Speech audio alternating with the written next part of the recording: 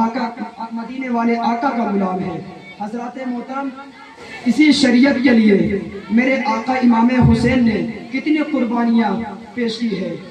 پھر وہ دور بھی آتا ہے، پھر وہ وقت بھی آتا ہے، پھر وہ ٹائم بھی آتا ہے، پھر وہ گھڑی بھی آتی ہے جب میرے آقا امام حسین، جس کے لیے میرے آقا نے پہلے ہی فرمایا تھا کہ میرا بیٹا حسین کربلا کے میدان میں شہید کیا جائے گا، وہ گھڑی آنے والی ہے۔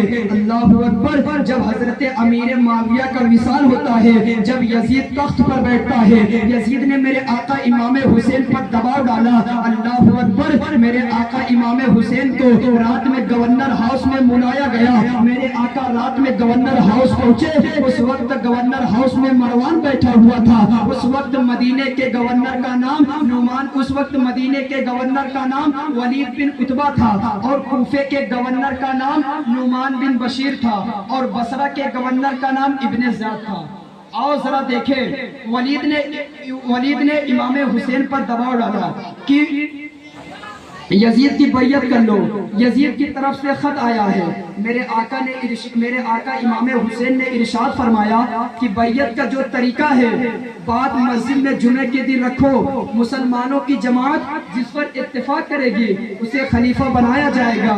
اللہ اکبر۔ اتنا کہا میرے آقا امام حسین اور چلنے لگے۔ اب مروان بولا کہ حسین کو جانے مت دو، اگر حسین ابھی چلے گئے تو بعد میں بیعت لینا مشکل ہو جائے گی، اگر ابھی حسین بیعت کرے تو ٹھیک ہے، ورنہ ان کے سر کو قلم کر دو۔ اتنا کہنا تھا، میرے آقا امام حسین کو جلال آ جاتا ہے۔ میرے آقا امام حسین ارشاد فرماتے ہیں، تو ہمارے قتل کی بات کرتا ہے، تجھے ہماری بہادری کا اندازہ نہیں ہے، تجھے ہماری طاقت کا اندازہ نہیں ہے۔ اللہ اکبر۔ اتنا میرے آقا امام حسین نے کہا اور اپنے گھر تشریف لائے۔ اللہ اللہ۔ چھوٹا سا قافلہ ہے میرے آقا امام حسین کا۔ نانا مصطفیٰ کے روزے پر آئے۔ نانا، اپنے نواسے کا آخری سلام قبول کرو، میں اسلام کی کشتی کنارے لگانے جاتا ہوں۔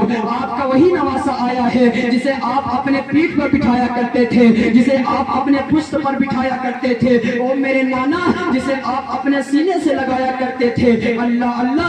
اپنے ماں فاطمہ کے مزار پر جاتے ہیں۔ امی، آپ کا بیٹا آج سے بہت دور جا رہا ہے۔ بھائی حسن کے مزار پر جاتے ہیں۔ بھائی، آپ کا بھائی آپ سے بہت دور جا رہا ہے۔ اللہ اللہ۔ اپنا وطن سب کو پیارا ہوتا ہے، اپنا گھر سب کو پیارا ہوتا ہے، اپنا عزیز سب کو پیارا ہوتا ہے، اپنا شہر سب کو پیارا ہوتا ہے۔ میرے آقا امام حسین نے اس اسلام کے خاطر مدینہ کو چھوڑ دیا۔ میرے آقا امام حسین نے اس اسلام کے خاطر نبی کے مقدس شہر کو چھوڑ دیا۔ میرے آقا امام حسین نے اس اسلام کے خاطر اس مقدس مدینے کو چھوڑ دیا، اس مدینے کی سرزمین کو چھوڑ دیا جس کے بارے میں اللہ کے نبی نے ارشاد فرمایا کہ جس سے ہو سکے وہ مدینے ہی میں مرے تو وہ مدینے ہی میں مرے، کیونکہ جو مدینے میں مرے گا میں اس کی شفاعت کروں گا۔ اللہ اکبر۔ وہ مدینے کی سرزمین ہے جس کے بارے میں میرے نبی نے ارشاد فرمایا کہ مدینے کی مٹی میں شفا ہے، شفا۔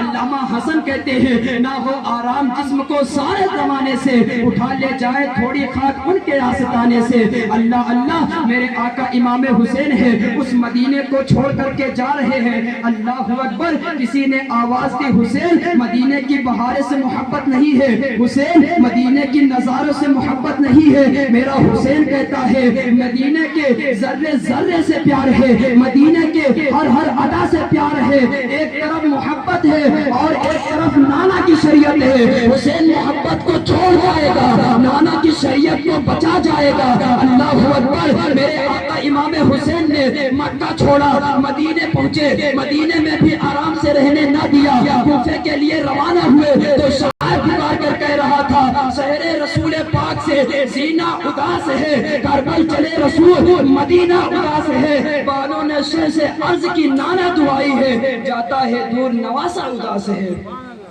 جاتا ہے دور نواسا اداس ہے۔ حضرات محترم، اس اسلام کے خاطر ہمارے آقا امام حسین نے کتنی بڑی قربانیاں پیش کی ہے، لیکن آج ہم اسی شریعت پر عمل نہیں کر رہے ہیں، اسی شریعت کو بھول بیٹھے ہیں۔ آج نہ جانے ہم کتنے خرافات پیدا کر دیتے ہیں، اور پھر ہم فخر سے کہتے ہیں ہم مسلمان ہیں۔